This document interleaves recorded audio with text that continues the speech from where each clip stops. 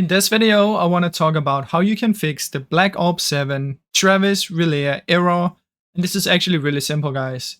You want to have two folders. So the first one will be your app data. So click here and type %, app data %. Just open this and it should open up this one. Once you're inside roaming, just click back on app data, select the local, and now you should be in the local folder right here.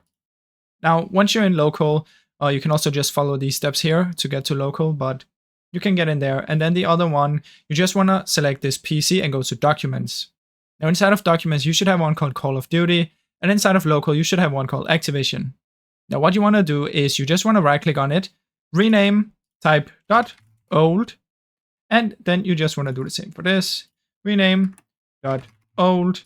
And once you've done this, you just want to start the game again on Steam, and now it should work. So when you type .old with these, it's going to regenerate new one when you launch Steam, and that's what fixes it. Now I really hope you enjoyed this short video. If you did, please leave a like and subscribe, as it helps me out a ton. Thank you so much for watching.